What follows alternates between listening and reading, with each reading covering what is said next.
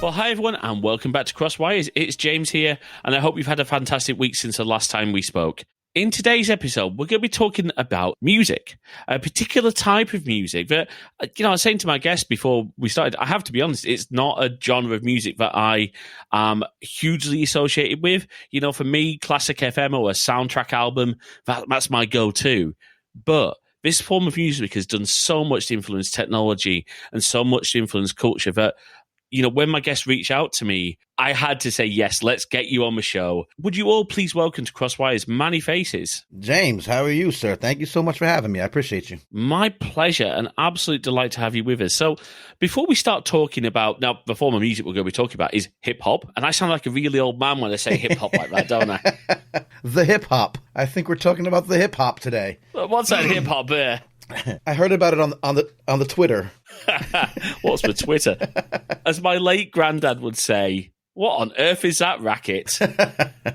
So, Manny, before we start talking about music and talking about hip-hop, do you want to tell people a little bit about yourself? Maybe, you tell people about your journey and your, of course, your podcast. Yeah, absolutely. And again, I appreciate being here with you, man. At heart, I'm a journalist. So I've been in the journalism field for a long time, but longer than that, I've been a, music head, music guy. As a teenager, I was a DJ.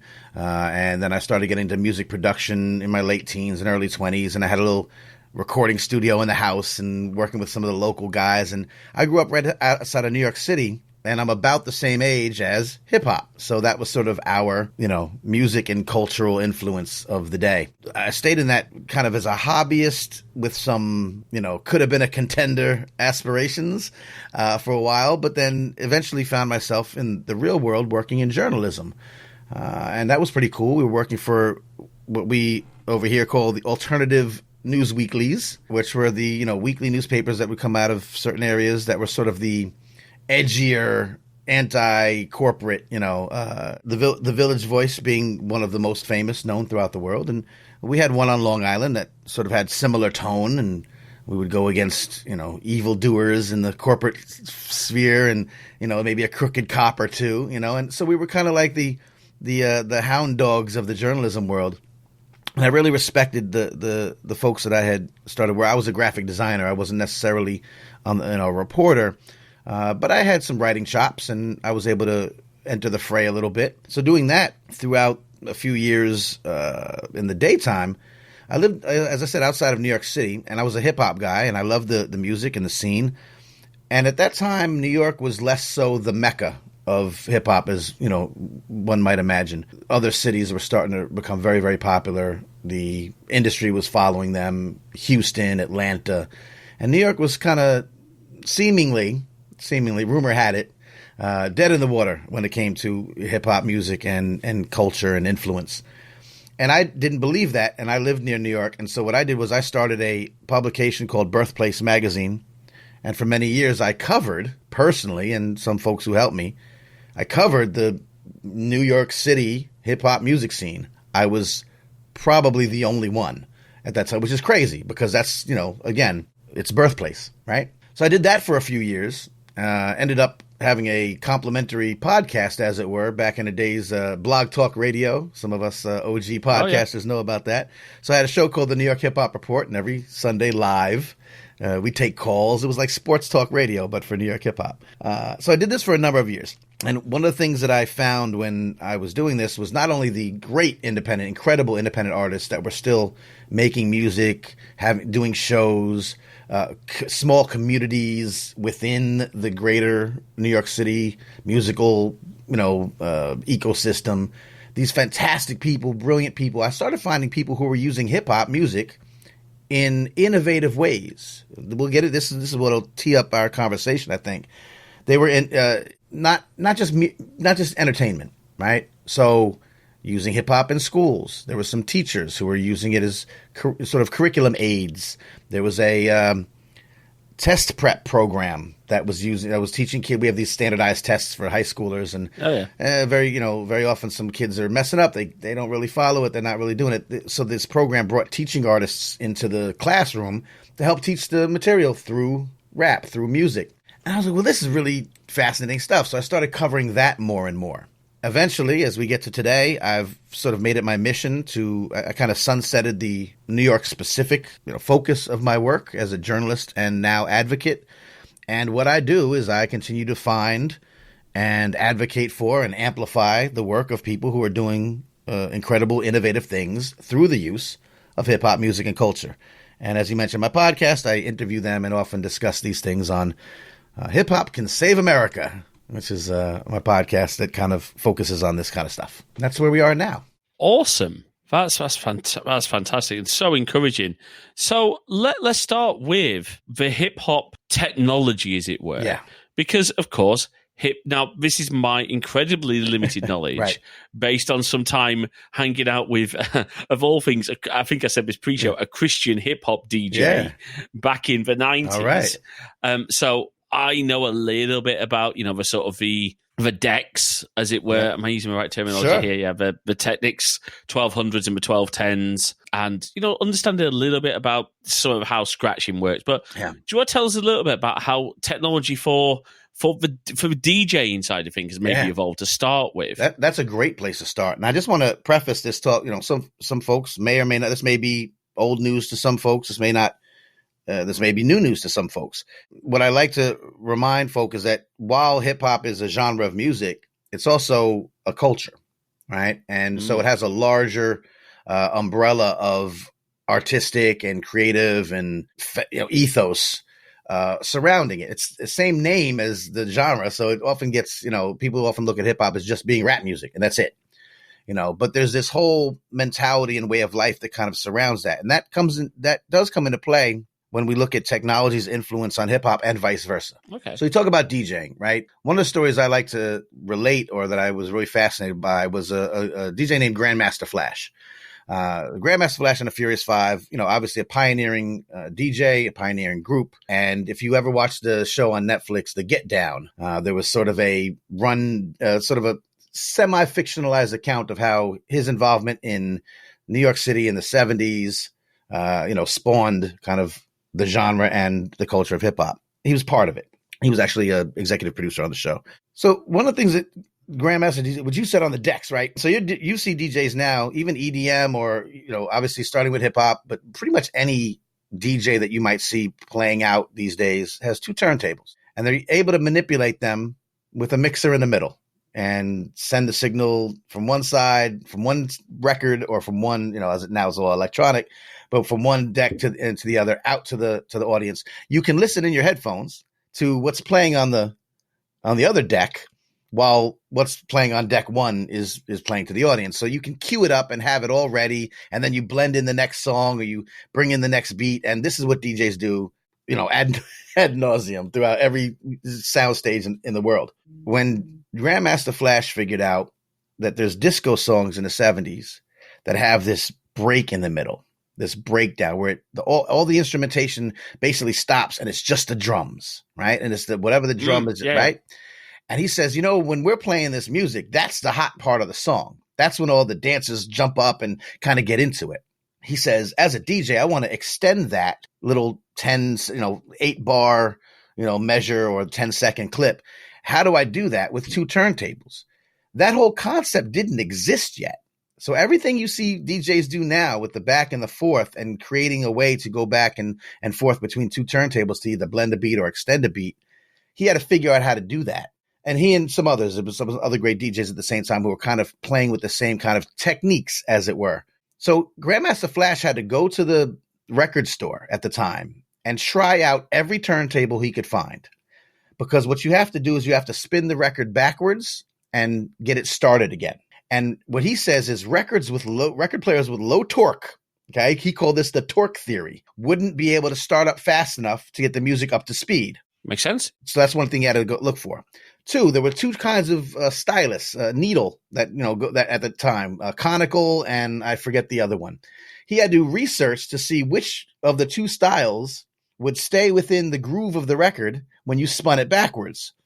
One had a better stereo response, so it sounded better. The other, but it would fall out of the groove. The other one didn't have as big a stereo response, so it didn't have as great a sound, but it would stay in the groove. So he would use that kind of needle. The idea of going back and forth between the mixer and having the preview deck right, in your headphones, so you hear what's about to happen and you know when to bring it in. That didn't exist yet. He had to go to Radio Shack and buy a switch and rewire the headphones to this switch so that he could manually switch between the two audio inputs and be able to hear what's happening in the next record. So when we look back at, I recently done a lot of episodes on retro computing and vintage computers and people hacking around with those, the earliest kit computers in the late 70s, 80s, people had to put us together. We're talking something incredibly similar where you're having to create your own accessories and do things that were probably never intended. Absolutely. In that hardware. And in technique too, because, hacking is, electrical, but when you're dumpster diving, you're hacking. I know about the hackers. I know about that. I'm old enough to remember phone phreaking. So I know some things, dumpster diving. So when he had to go and find, turntables, he was in the pawn shops. He was in, people throwing things out. Finally, he settled on a Techniques, which is where it wasn't the 1200, but it was the predecessor. And that's why Techniques ended up started being the brand associated with hip hop. Last thing that he did was, and again, it's not always electric, right? I mean, hip hop's known for having park jams, when there was no after school activities. Remember the 70s in the Bronx was, bankrupt practically. Yeah. And it was literally on fire. There was rubble, buildings around. There was no money. There was no school. There was no firemen and fire service and police services were cut off from the borough for, many folks. This whole gang culture was going on, all this negative stuff. And so DJ started saying, well, we're going to find some way to pass the time and we'll go out in the park and have these parties. Well, there's no electrical outlets in the park. But what they did was they hijacked the lamppost electricity. So from the very beginning, hip hop has been hacking technology and doing all these things to do what isn't supposed to be done, which is, as we know, heralded in the computer industry. When we talk about Steve Jobs and Wozniak with their blue box, right? That's famous. Yeah. They are gods for being able to take this technology and do some illegal stuff, mind you, right? Let's not throw these rascals, and do all this stuff. So hip hop was doing that from the beginning. And the last anecdote with Grandmaster Flash was that the last thing he had to do, because now he's spinning the records back and forth. He's got this whole thing going. But if you buy a turntable, even to this day, underneath is a rubber mat and it's meant to not let the record slip, but you want the record to slip. So that had to go. But if you take that out, underneath on the record player is a metal plate. It's just metal. And you don't want to spin your record on the metal. So Grandmaster Flash, his mother was a seamstress. So he knew about materials. And he says, if I put something in between there that might, help me maintain the spin, but not, too much, not too little. And he says, so I go to the fabric store. This is a 17, 18-year-old kid at the time. There's no training, no engineering. He's already engineered this whole electrical system. And he says, I found felt. He goes, felt is great. It's soft. It has a little bit of friction. He says, I can use this, but felt is very limp. So when my mother wasn't looking, I got her spray starch. I sprayed this felt that I cut out in the shape of a record, and I put it on between the record and the metal plate. That worked. To this day, that's known as the slip mat.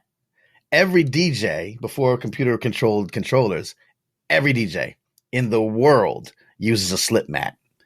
He invented that. So when it comes to DJing, to music, to genres that have spawned from hip hop, electronic, dance music, even late 70s, disco, house, all these, jungle techno, all these genres kind of spawned from these technological advances that were, kind of done on the fly by some teenagers in the Bronx. Yeah, and I remember, my friend explained to you, this is a slip mat. This is what helps us, spin my discs back. Yeah. And, and it's incredible how far we've come because I have, seen the evolution. We've gone from, obviously 2 decks with a mixer in the middle to, I think, was it Newmark or Pioneer's CD decks? I think was it Newmark? They both had them, so I don't know what came out first, but CD decks, CD decks, 4 decks being able to be played at once. Serato now, being able to load all your music onto, and then play it from a disk drive. No carrying records anymore. No carrying CDs. It's all on a disk drive. 100,000 songs at your fingertips, and you can play them like a DJ in any venue in the world. It's pretty crazy. I mean, I remember, this was many years ago. This was 2012.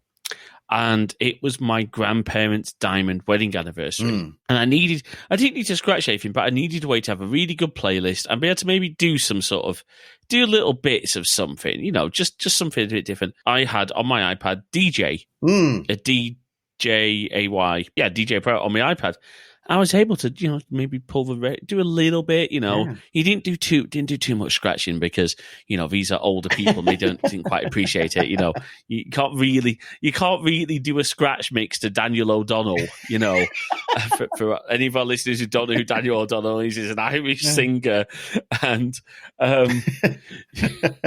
no, it probably would have, although I'm sure as you had a Christian DJ and the Christian hip hop field is large and there is definitely that I'm sure there's some traditional Irish music that's blended in. That's the thing about hip hop, is that not only does it like hack technologically, but it hacks culturally and it hacks musically. Hip hop is a great phrase, and this will encompass everything we're talking about today. Grandmaster Caz, from another pioneering MC, in a documentary called The Art of Rap, which Ice-T directed. It's actually a really good documentary for people who let me get a more, I guess, educational or fair-minded look at rap music. I'm just curious. Yeah. It's a good documentary for that. And then in that, he says hip hop didn't invent anything, but hip hop reinvented everything.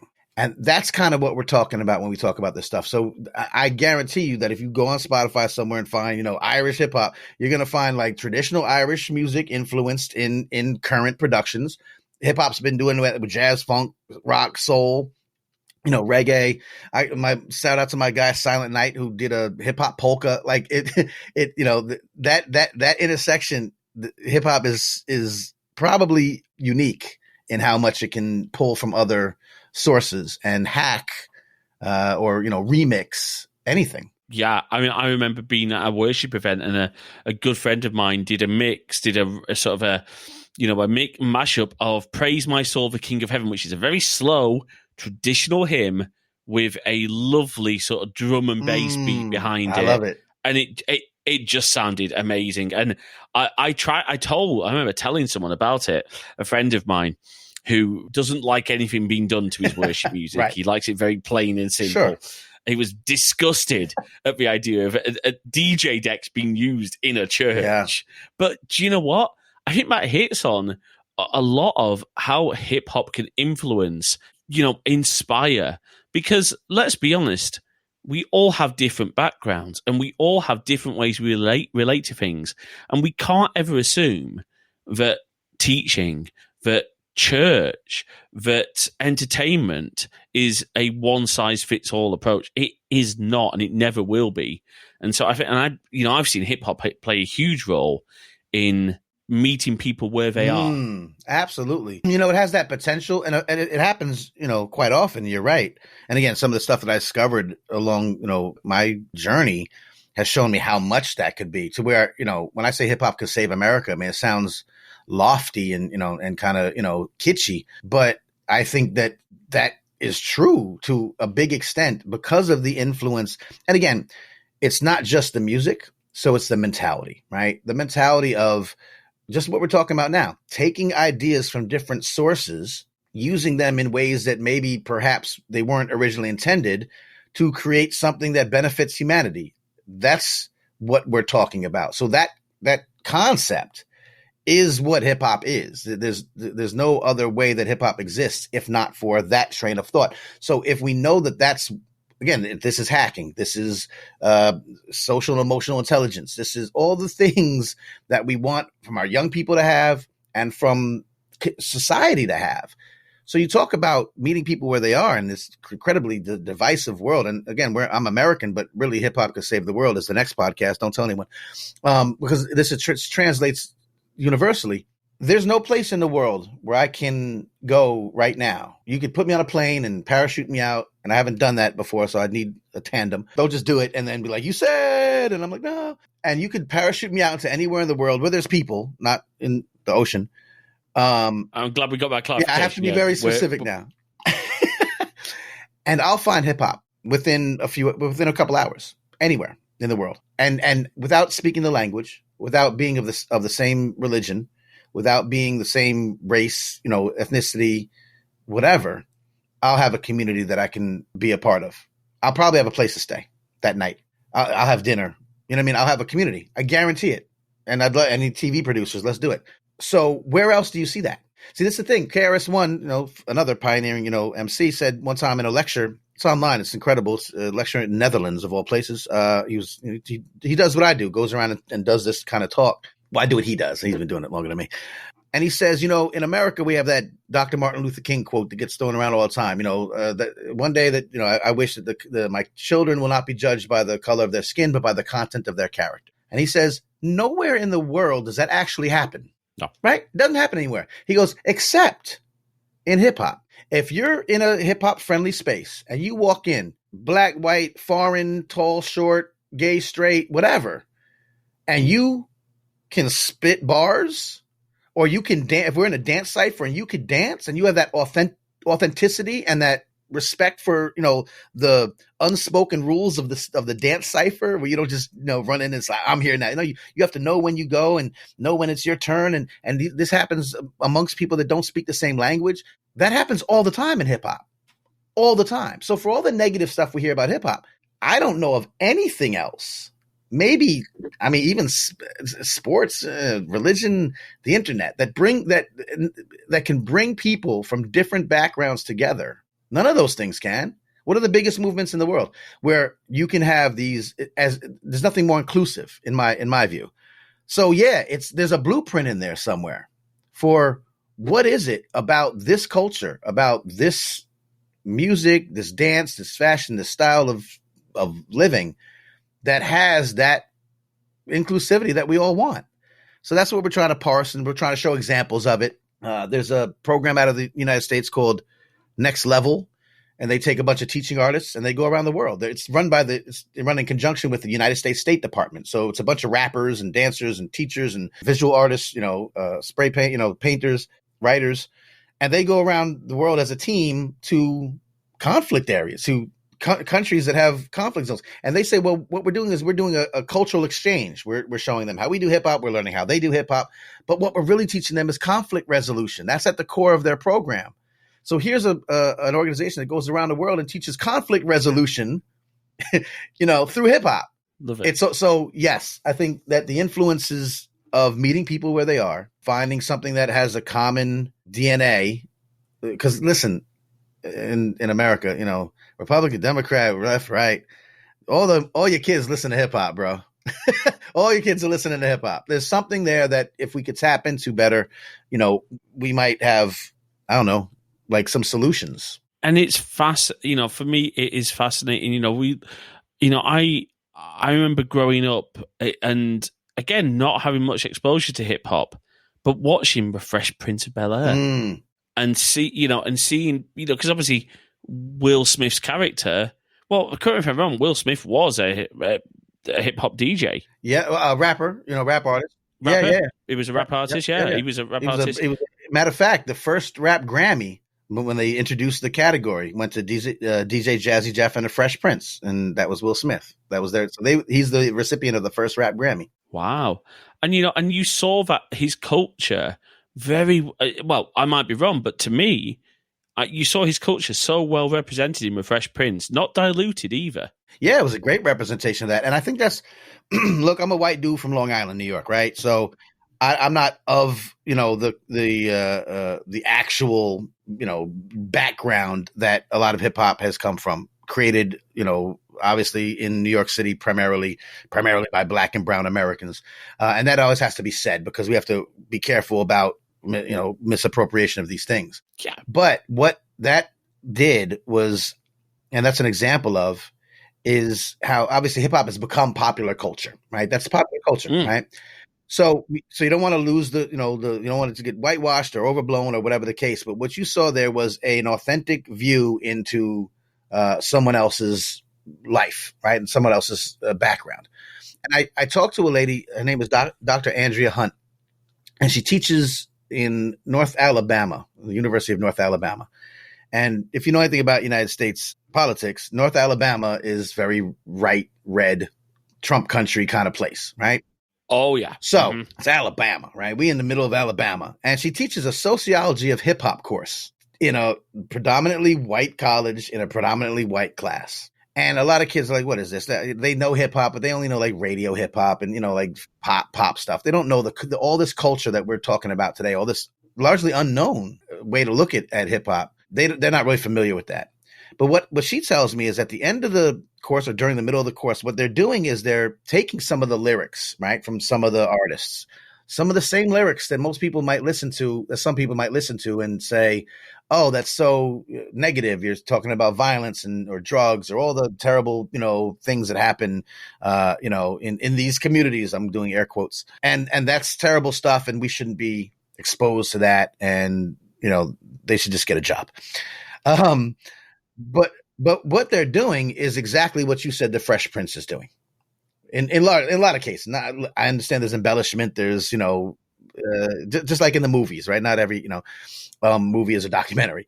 But some of the lyrical contributions from some of the maybe more serious artists and more poetic artists, and even some of the lesser ones, are journalism. It's documentary, right?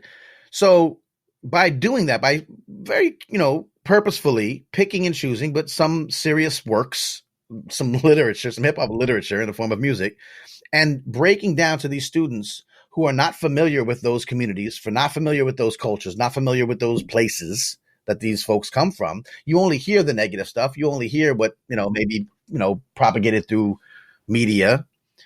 You start getting an understanding of, oh, they're rapping about this because this is something that they had to live through. Why did they have to live through this? What are the socio-political, consequences that have led them to this place? Why don't they just go and, get jobs instead of selling drugs? It opens up so many different conversations from a starting point that they're very familiar with, which is rap music, which is music. So it's interesting you bring up the Fresh Prince thing, and it's why Boys in the Hood was so popular. Now, again, there's voyeurism and there's, serious analyzing that has to be done, but it does open up possibilities, a better cultural understanding of meeting people where they are, like you said earlier. Absolutely. Of course, we can't, talk about the impact that hip hop's culture has had on society, has had on technology, without just talking a little bit about debunking some of those negatives. Because you mentioned earlier about spray paint artists. And do you know what? I love spray paint work. I love detailed. Graffiti is the technical term for the artwork. And to me, there's two types of graffiti. Right. There's graffiti that has been lovingly crafted and is someone's pride and joy. And it's dedicated artwork and is done with consent and done in a proper way. And then there's just vandalism. The former is not automatically the latter, if that makes sense. Just because you hear someone say, oh, I'm a graffiti artist, does not mean they are going out and vandalizing other people's properties. Yes, there are people who do that. And it's, and it's sad that I think in a lot of cultures, not just in hip hop, but the good elements of those cultures can get twisted. Everything can get twisted, right? I mean, you're not to get too political. Okay, whatever people's views on gun ownership is, I've always held the belief that a responsible human being who is the right mental, what's the word? Sound mind, right? Sound mind. Yep. Sound mind is a responsible person. No problem at all with them holding a handgun for safety or for sport. But when you start turning those things into tools of violence, that's when it's the same with graffiti. Where unfortunately, where I live, there is a whole swathe of a place called, and a lot of people know where I live. There's a place called Boscombe Chine Gardens, and there's a path down there, and it is horribly vandalized with spray paint markings, but not graffiti. I see what you're saying. Yep. Art is, yeah. Do you know what I mean? And I think so. Putting graffiti work aside, what would you say if you had to pick maybe the top 2 or 3 negative stereotypes of the hip hop culture that we really need to debunk? Yeah, first of all, I think that is a great example, to be honest. And in both of your examples, graffiti and handgun ownership, right? And then having bad apples that, take that responsible thing and, do it in a way that society doesn't approve of. I'm going to say, I agree. Of course, I would much rather see, visual arts be welcomed into the community. A store should allow the side of their building to be muraled. But I'd also like to see more art classes in schools that don't have proper funding, and I don't. And so I see young people who have artistic, impulses, but they have no outlet for them. And when you're running around as a young person, you might, do some, painting here and there, or you might put up, your tag here and there. The tagging, the name, just what you would say is vandalism in historically, again, going back to New York, where they used to spray the sides of the subway trains, and it was considered terrible vandalism. Now, some of it was quite artistic, and some of it was just someone putting their name in a fancy way, right? Yeah. But at that time, and I think that this still happens today, there's an inherent need for some young people to feel seen. You know what I mean? Yes. And so while the output is not what we would like to, see randomly strewn upon and, again, all willy-nilly and not necessarily, with all the flair, of some of the other artists, there's sometimes a reason that it exists. And the same thing with handgun owners. When we see all this crazy nonsense happening with, people shooting up places here in the States left and right, yeah, it's horrible. And yes, I want better gun laws. And yes, I don't think guns should be as easily accessed. But there's also underlying issues with these people, with society, with, that needs to be addressed that are really at the cause of these things. So I think that happens throughout everything, Yeah. But particularly when we talk about hip hop, and this is what I think is so important. And I really appreciate having this outlet, because what I'm talking about are like amazing things that hip hop can do, right? I've seen children who were not interested in school. I've seen evidence of them becoming engaged and improving their grades and having great, academic goals just from being, these incorporation of some of these programs. I've seen kids, I've interviewed a bunch on Hip Hop Can Save America, of school counselors and mental health therapists that have counseled kids through the use of hip hop music. And so the greatest myth and misconception about, hip hop is, especially now, if you listen to lyrics on the radio, it's violence and drugs and all these negative things. And yeah, a lot of hip hop contains that, because a lot of life contains that, it's sort of a mirror of society, and often a mirror of society that if you are not comfortable with that, then it's a part of society that you're not familiar with. Doesn't mean that part of society doesn't exist. So it's negative and it's horrific and it's a bad influence, but so is what these young people see every day. So if we talk about drug use in music, which is more prevalent, there's a joke in hip hop that back in the 80s and 90s, all the rap songs were about selling drugs, and now all the rap songs are about taking drugs. Well, that's true, because in the 80s and 90s in black and brown neighborhoods in America, there was a crack epidemic, and one of the ways to escape poverty when there were not a lot of resources was to sell crack. And so you made, that's the way you attempted to escape poverty. Well, that's why you heard it reflected in the music. When young kids are taking drugs or talking about taking prescription pills or being depressed or having all these mental health issues, they're going through stuff. And if your young kids relate to those artists, then there's something you need to know about your kids. So I look at some of the negative stuff that a lot of people, see in hip hop and say, yes, how much of this, though, is a reflection of, some things that are happening to our young people and in our society that need to be dealt with or need to be looked at in a different way. And I think that's the biggest myth, that all of this stuff is, and some of it is, again, embellished, amplified, done for clout, but a lot of it isn't. And so when you hear about, in New York, there's a big thing going on with drill music, sort of a subgenre of rap, and where folks that are involved in gang violence might be carrying out criminal acts, and then they're rapping about them. And then now there's a big debate whether lyrics should be used in court as evidence. That's all happening not because of rap. The violence in the community is there, and the problems are still there. If rap didn't exist, they'd just be penning insulting messages to each other as pen pals. You know what I mean? Like there would be They'd be doing YouTube shorts, right? 100%. There'd be some way of expressing what they've done or what they want to do to their fellow man. Rap just happens to be that outlet for them. So the biggest myth, of course, is that that's all that hip hop is about. So not only is that's not what rap is about, because let's not forget, Kendrick Lamar won a Pulitzer Prize for his album. So if you're going to tell me that it's all about drugs and gangs and negativity, I'm going to say we have Pulitzer Prize winners.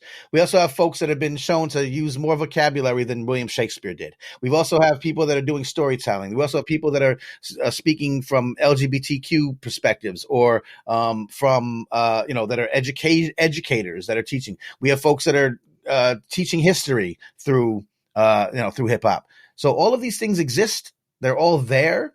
And what may be, sort of front and center to most folk, especially, in passing, is a very small representation of what the music and culture have to offer. And I cannot echo that enough. And thank you so much, for bringing that to light. I think it's really good to have that discussion. I do want to loop back a little bit to the technology side of stuff, because, that's what we are. We are a tech podcast. But the reason you're on the show is because we want to promote the positive sides of technology, and where different cultures and different styles of expression use technology. So I did want to look now a little bit at some of the modern tools, maybe to, if people want to express themselves and learn a little bit about how to hip hop, how to create that mashup, those wonderful mashups. People don't have to go out now and buy and spend the money on a whole deck, with a proper mixer, but now vinyl is of course coming back in terms of popularity. There's at least 3 or 4 proper, rec vinyl shops near me, and I have fond memories of, and by the way, I will be really transparent about this on the show. I talk about my granddad. My granddad, as at the time of recording this is the 6th of September. My granddad sadly left us on either a 1st or a 2nd. And you know what? I'm going to miss him. And anyone who's been seeing my tweets will see that I miss him. But my granddad had a wonderful vinyl collection. And he was not a DJ. Right. My granddad would be terribly upset. If you even hinted at the idea of scratching one of his records, he'd think you were going to destroy it. I know. I had my dad very much the same way. My dad was a jazz and blues guy, and he had a lot of records. I got some. He passed away some years ago, and I got all his stuff. But when I first was trying to learn how to DJ on his Lafayette diamond tipped record player, he was not trying to hear it. Nope.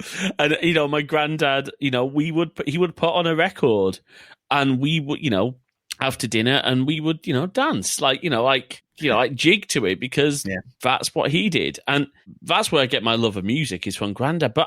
So what I was going to say is, now you don't have to worry about destroying your dad or your granddad's vinyl collections, because what other ways that people can get into hip hop, DJing through modern technology? What are some of the options? Yeah, I mean, there's so many tools now. You're right. You don't have to have a whole turntable, giant turntables with crates, and you load them up on a dolly and bring them in and I can't show you right here, but I mean I have a DJ deck that I take out with me, and it's no wider than my keyboard and mouse basically, and you can, for a couple $100, and you plug it into a computer and you get a free version of Serato, and you get some MP3s and you load them in, and you practice being a DJ, like in your house quietly as a secret. Like, you could be like, no one will know that this is my secret midlife crisis, but that's fun. And you know what? Because of technology, you can go on YouTube and you can watch tutorial videos. You can take classes. I'm sure out in the UK, this happens all over the place. In the United States, I know a bunch of instructors that'll teach you. The little schools that have 20 decks, and they have students, and they're all learning together. Like, there's so many opportunities to get into the idea of, and forget being a turntablist, and doing all that stuff. Like, just the idea of, I mean, it's what a playlist is, right? It's I made a mix. Let's go farther back. I made a mixtape, right? Oh gosh, yeah. Come on, and again, this is technology. This is one thing that hip hop was really good at, because before hip hop, it was only vinyl and cassettes you would use to record the vinyl so you could be more portable, or you'd sneak your tape recorder into a Grateful Dead concert and you'd record the concert, and maybe you'd copy it for a friend and bootleg it that way. But when hip hop started doing that, here's another way that, very briefly, that hip hop hacks technology. Yeah. And was able to do this. The cassettes were the mode of music transportation. So there was the Cold Crush Brothers battled some other group in New York City, and they had and someone recorded it. And apparently they did very well. They thought they won this rap off. And so what they did was they took cassettes, and back in the days in New York, there was a thing called the OJ car service. And what it would be is, let's say you own a fancy Cadillac. Well, at night, all the players, all the ballers in town would pay to rent your car, sort of as a limousine, and there'd be a driver. Yeah, so it was like Uber. They'd rent out their cars to, so you pull up to the club in this fancy Cadillac, you come out the back like you're being driven like a limousine. So this was a car service. So what they did was they went around, they made copies of this battle that they won, and they gave the cassettes to all the cab drivers in New York City or in the Bronx. They said, play this every time someone gets in your car. And that propagated their name throughout the borough. Fast forward a little bit, this is how hip hop was propagated from New York to Maryland or Virginia, when cousins would come up for the summer and you'd make copies of these cassettes and it would go back down. Now Virginia, because it was all in New York, everything was in New York. Then it starts expanding out. Then you were sending you these mixtapes, that you would copy off the radio, because at this time you could only hear rap on the radio 4 hours a week. Even in New York City in the 80s, from 10 to 2 in the morning on Friday and Saturday night, and you would record, the rap shows off the radio, and then that's what you would listen to for the rest of the week. So you'd make copies, and then people would send them to their loved ones who were stationed in Germany, in the military. And now you got hip hop propagating around the world. So again, it's using this technology that wasn't made for this. And then later, fast forward one more time, I'm just talking technology now. And then artists would say, hey, I want to put out a song. I just made a great song last night. I want to put it out. And the record label would say, you can't put it out. We're not putting out a single until September 28th. Our marketing department has decided that September is a great time to release a single. He's like, I got a single right now. This guy, called me out. I got to respond. I got to put out a diss track. I just made this great song. I want to share it. It's still summertime. It's a summer vibe. No, you can't do that. I said, okay. So they went to the DJs that were making mixtapes and selling them. And they said, hey, DJ Clue, I got an exclusive for you. DJ Clue says, put it on my mixtape. I'll say. So now he's selling the mixtapes with an exclusive from this artist that isn't on the record. The record label doesn't even know about it. DJ makes all this money. The artist gets all this buzz, and they're circumventing the entire record industry. Wow. Which, if you connect the dots and we had a longer time, would tie into streaming, LimeWire, peer-to-peer, and then perhaps now to like full-on streaming services. Which, and tie it back around to what you just said, now you could DJ through Tidal. Yeah. So you can actually have your Serato hit. You don't even have to have MP3s anymore. You could just have an internet connection to Tidal, and you could, if you have a subscription to Tidal, you pull down the songs and you could DJ them in your little controller without even owning a single MP3. So I just say that hip hop's been in the middle of all of this, if not, the cause of it all. So yeah, technology. And you said something else about streaming. Yeah. There will be Twitch and YouTube live streams of hip hop DJs and, DJs doing a set.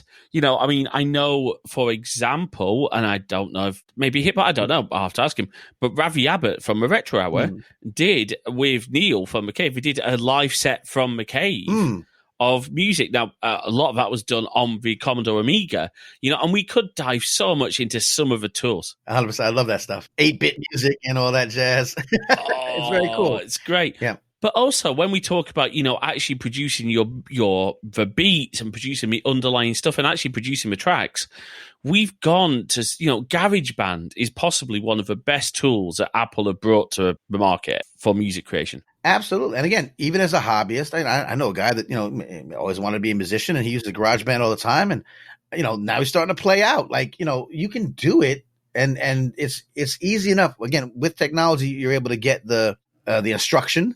All right, you get the tools. You can get it for free. Some of the applications, are free. Some of the hardware is cheap, and look, there's stuff on your phone you could do. You can DJ through your phone. Yeah. You can make beats through a Apple or a Android app.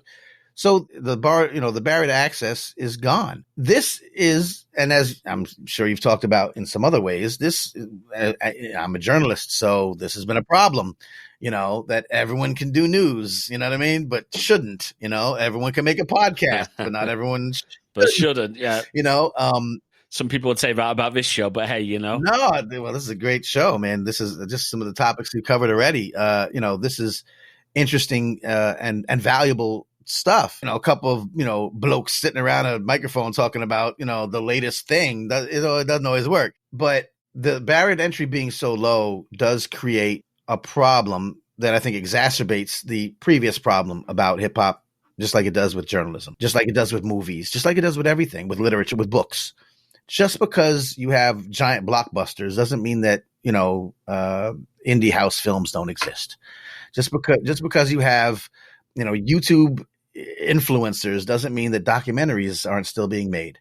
Just because you have talking heads doesn't mean that news doesn't still exist. And with hip hop, it's very important to say that even though everyone can do this stuff, where you get your source material from, where you get your instruction from, it's like I go back to the beginning. What we're looking for in hip hop is authenticity and respect, for the culture and the craft. And anyone with that who comes into the game with that, could have been your granddad. If you just anyone who wants to try this thing out or dabble with it, there's an entry point for you that relates to what you do and who you are. Again, that's one thing I just think that hip hop does maybe better than anything else. But there's a connection to what you do. I know people that are into hip hop and forestry. I can bridge that gap for you. There's a hip hop architecture camp out here that's bridging the gap between young people who have no clue about architecture, putting them onto the subject through the use of hip hop. I have financial literacy being taught through hip hop. We have folks that are doing science through hip hop. There's so many connections. Journalism. One of my other podcast projects is called Newsbeat, where we take it's a social justice podcast. We cover social justice issues. We interview folks, all the experts and journalists and professors and activists and people who are going through injustices. We interview them, and then we weave the whole thing together with a score. It's sort of like a documentary kind of feel. And then we invite independent rap artists to come, and they spit 3 verses throughout the episode written for that episode. So if we're talking about the movement to close youth prisons or mass incarceration or the disparate effect of coronavirus on communities of color, somebody's crafting lyrics based on the interviews that we had with experts in the field to create this wonderful new form of journalism and putting it out as a podcast. So it's taking all the culture and the arts and the technology that's available to us and evolving. And let's not forget, we've got wonderful tools to make the music. We've got wonderful tools to record, the interviews, all the great video editing apps. And then we've got wonderful tools like the one we're using right now, like SquadCast, to get people together to record. Yeah, 100%. I mean, for Hip Hop Save America, especially through the pandemic, none of these interviews that I'm talking about would have happened if it wasn't for this kind of technology, specifically SquadCast. Shout out to SquadCast. And again, if we're looking for inclusivity as opposed to exclusivity, meeting people where they are instead of, automatically taking a side and not being in one faction or the other. Hip hop as a culture, tools like SquadCast are designed at their core to bring people together. So if we continue to explore these things technologically and culturally and the connections, those intersections, which I think, again, I'm a hip hop guy, we could find hip hop doesn't own this, by the way. Obviously, there's ways to connect with people through other genres of music, but it's this malleability of hip hop that I think, and the technological comfort zone that we fit with hip hop and technology that allows us to do this in ways that really are benefiting, can benefit humanity, but are. And that's my job, is to see it and amplify it and advocate for it. Absolutely. Manny, thank you so much for joining me today. It has been an absolute pleasure. Where can people find your content? Where should people be looking on those interwebs to find you? Yeah, no, I appreciate it, James. Thank you so much for your interest and for your great questions. And I hope I represented my culture well today. I'm at mannyfaces.com, kind of branches off from there. I do public speaking, and that's sort of my speaker hub. And I'm on, social media, on Twitter at mannyfaces, and on Instagram at mannyfacesofficial. Because I'm official. Because you've got to have the official I in your do. title, otherwise you're not official. Somebody else has Manny Faces there. I didn't snag it. It's a nice guy, but I wish he'd give it to me. Whatever. But it's okay. Most people find me if you Google Manny Faces. I'm out there. There's not many Manny Faces in the world. And yeah, I go out speaking. I do Hip Hop Could Save America. You can get that at hiphopcouldssaveamerica.com. Or, of course, anywhere you get podcasts, just search for Hip Hop Save America. And Newsbeat, I think, is also another valuable resource for folks that like to see how hip hop is being used as journalism. And yeah, I'm around. Fantastic. And of course, we'll put links to all of this in the show notes, which you can find over at crosswires.net. Head over to crosswires.net/YouTube for our YouTube content. There's going to be more of that coming. You know, although you will see it in the squad shot for this episode, we're getting a lighting set up here and everything like that. And we've got some cool stuff. And we are on Twitter as well, at CrosswiresMG. Similar thing, Crosswires was taken and I don't have the energy to go and try and get it. You can email podcast@crosswires.net. And please, do share your stories. What's your experience of hip hop music? Are you a hip hop DJ? Have you used some of this technology? I'd love to hear from you.